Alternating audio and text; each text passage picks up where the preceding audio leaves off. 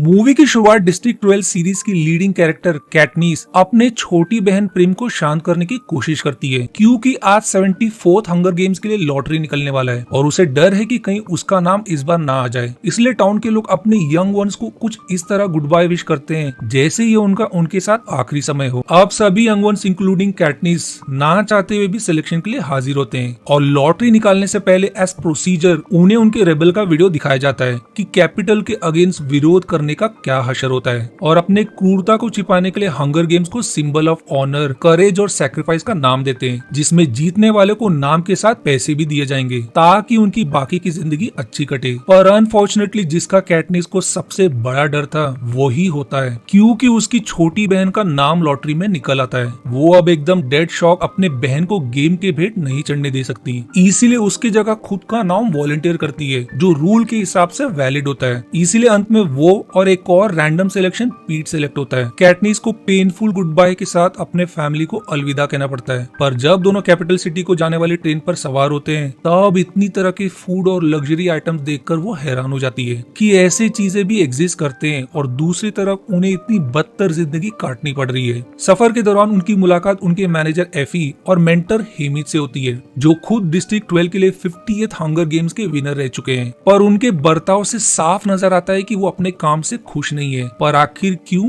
इसका प्लॉट सिर्फ नॉवेल में दिया है, जिसे मैं आगे इनका एक बड़ा सीक्रेट रिवील होने पर एक्सप्लेन करूंगा। फाइनली दोनों पेनेंस के कैपिटल द कैपिटल सिटी पहुंचते हैं, जिसे देखकर साफ समझ आता है कि ये बाकी सभी डिस्ट्रिक्ट से टेक्नोलॉजिकली एडवांस और वेल्दी डिस्ट्रिक्ट है। दोनों को अब धीरे धीरे समझ आने लगता है कि ये गेम कितना बड़ा मनोरंजन बन गया है इन वेल्दी लोगों के लिए, क्योंकि उनके स्वागत में हजारों में फैन स्टेशन पर उमड़ पड़ते हैं। डिपार्ट करने के बाद उन्हें सबसे पहले क्लीन किया जाता है, क्योंकि कुछ देर में उन्हें स्पॉन्सर्स और स्पेक्टेटर्स को इम्प्रेस करने के लिए परेड में भाग लेना होगा, जिसके लिए उसकी मुलाकात उसके कॉस्ट्यूम डिजाइनर सीना से होती है, जो उससे बहुत प्रभावित होते हैं जिस तरह से उसने अपनी छोटी बहन को बचाने के लिए अपना बलिदान दिया। उन्हें स्पॉन्सर्स को इम्प्रेस करना इसलिए जरूरी है क्योंकि गेम के दौरान उन्हें जिन हथियार और औजार की जरूरत होगी और यदि वो गेम में जीत गए तो उन्हें पैसे स्पॉन्सर से ही आएंगे। और थैंक्स टू सीना दोनों के फायरिंग कॉस्ट्यूम से वो स्पॉन्सर्स और स्पेक्टेटर्स को बाकी सभी ट्रिब्यूट्स के मुकाबले सबसे ज्यादा प्रभावित करने में सफल हो जाते हैं। और परेड के दौरान चालाक पीट कैटनीस का हाथ थामता है, क्योंकि उसे पता होता है कि ये स्पेक्टेटर्स को बहुत पसंद आएगा, जिससे ज्यादा स्पॉन्सर्स के चांसेस बढ़ सकते हैं, जो एक्चुअली में काम भी कर जाता है, क्योंकि पब्लिक उनकी जोड़ी की दीवानी होने लगती है, जिससे बाकी ट्रिब्यूट्स जेलस होने लगते हैं। फाइनली पूरे 12 डिस्ट्रिक्ट्स को कंट्रोल करने वाला डिक्टेटर प्रेसिडेंट स्नो की एंट्री होती है, जिसके चेहरे से साफ नजर आता है कि वो लाखों लोगों की हत्या और उनके सफरिंग के लिए जिम्मेदार है, जो फेक इमोशन के साथ सभी ट्रिब्यूट्स का स्वागत करता है। अब पहले दिन सभी प्रैक्टिस पर लग जाते हैं, जहां खास करके डिस्ट्रिक्ट 1 और 2 के ट्रिब्यूट्स बाकी सभी से कई तेज और स्किल्ड मालूम पड़ते हैं, क्योंकि उन्हें बचपन से ट्रेनिंग मिली होती है, सिंस वो रिच और टेक्निकली एडवांस प्रेसिडेंट स्नो के डिस्ट्रिक्ट 1 से बिलोंग करते हैं। दूसरे दिन सभी का एक एक करके एवोल्यूशन किया जाता है, जहां उनके स्किल के बेस पर उन्हें पॉइंट्स दिए जाएंगे, जिसके मदद से उन्हें उतने ही बेहतर स्पॉन्सर्स मिलेंगे। लकीली सबसे ज्यादा पॉइंट्स कैटनीस स्कोर करती है, क्योंकि जब रिव्यूअर्स उसके स्किल पर ध्यान नहीं देते तो वो अपने अचूक निशाने से गेम मेकर का एप्पल शूट करके अपने हुनर को साबित करती है, जिससे इम्प्रेस होकर गेम मेकर उसे हाईएस्ट पॉइंट स्कोर करता है। पर पीट तैयार होकर आया होता है कि वो गेम में नहीं बचेगा, क्योंकि उसके पास ऐसी कोई खास स्किल्स नहीं है। इसीलिए वो कैटनीस को जिताने का हर वो मुमकिन कोशिश करने का तय करता है। पर यहाँ प्रेसिडेंट को गेम मेकर का कैटनीस के लिए स्कोर करने का तरीका जरा भी पसंद नहीं आता,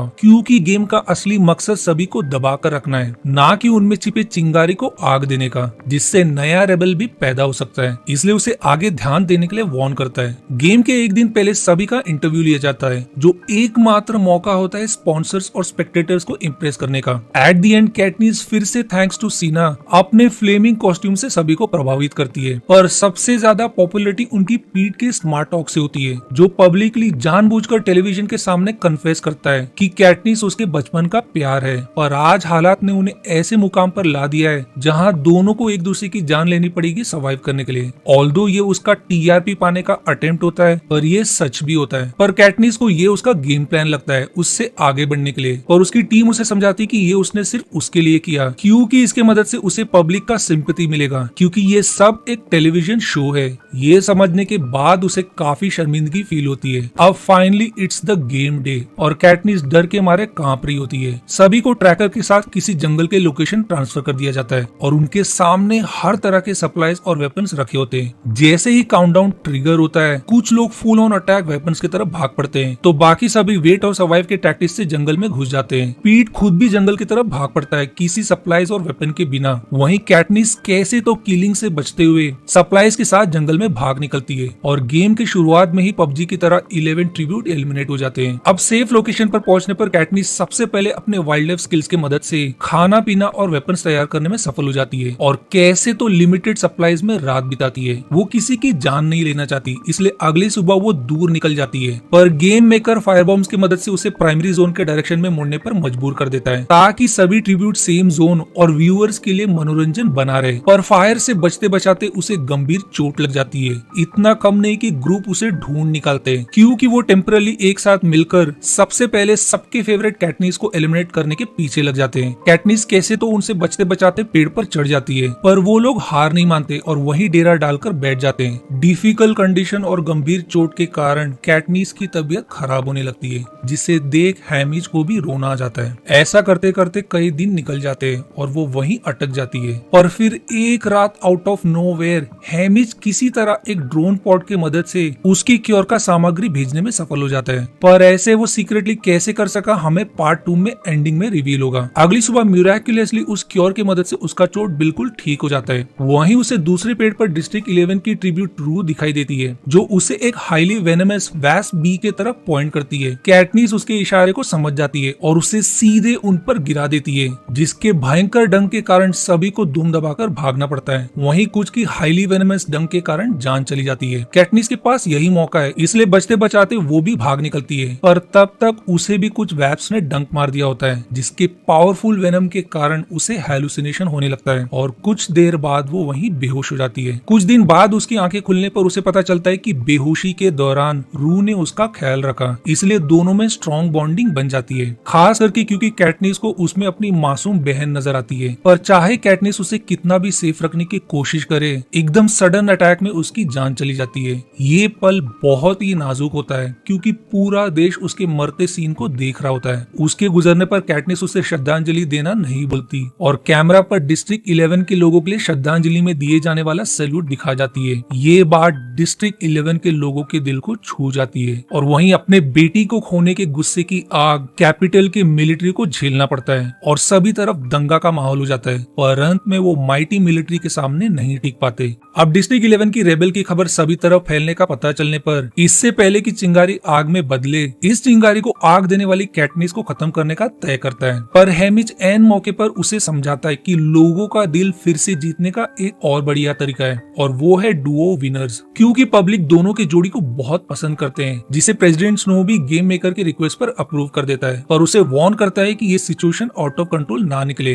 अप्रूवल मिलने पर गेम मेकर तुरंत गेम के दौरान ये चेंज ऐलान करता है कि अब एक नहीं बल्कि 2 विनर सर्वाइव कर सकते हैं, जब तक वो दोनों सेम डिस्ट्रिक्ट से बिलोंग करते हैं। ये सुनते ही कैटनिस तुरंत पीट के खोज में निकल पड़ती है, जो दूसरे ग्रुप के साथ मुठभेड़ में कहीं जख्मी पड़ा होता है। कैटनिस तुरंत उसके साथ एक सेफ प्लेस मूव हो जाती है, जहां दोनों सबसे बचते हुए काफी दिन तक एक साथ क्लोज मोमेंट गुजारते हैं और पीट उसके लिए अपने सारे फीलिंग्स भी शेयर करता है और दोनों में कई बार क्लोज मोमेंट बनता है, जो स्पेक्टेटर्स का दिल छू जाती है। पर पीट अब भी गंभीर दर्द में होता है और लकीली हेमिज फिर से एक न्यू पॉट के मदद से उसके लिए क्योर भेजने में सफल हो जाता है, जिसमें एक मैसेज भी होता है कि उन्हें ऑडियंस को स्ट्रांगली यकीन दिलाना होगा कि दोनों एक दूसरे को बहुत चाहते हैं, अगर दोनों को एक साथ बाहर निकलना है। अगली सुबह तक पीट का भी जख्म क्योर हो जाता है और उन्हें न्यू अनाउंसमेंट से पता चलता है कि उनके अलावा सिर्फ कुछ ही प्लेयर्स बचे हुए हैं। पर जब उन्हें लगता है कि अब उनका खतरा टल गया है, तब गेम मेकर एक नया टेस्ट रिलीज करते हैं और देखते ही देखते खूंखार पैंथर लाइक जानवर झुंड में उनके पीछे पड़ जाते हैं। वो कैसे तो बचते बचाते ऊंचाई पर पहुंच जाते हैं, पर उनके अलावा एकमात्र गेम में बचा डिस्ट्रिक्ट 1 से उन पर अटैक करता है और तीनों में लंबी फाइट चलती है, पर अंत में कैटनिस अपने चालाकी से उसे खत्म करने में सफल हो जाती है और फाइनली डिस्ट्रिक्ट 12 इस बार के हंगर गेम्स के विनर साबित होते हैं। पर प्रेसिडेंट इतने आसानी से ऐसा होने नहीं दे सकता, इसलिए जो चेंज उन्होंने डुओ विनर्स का ऐलान किया था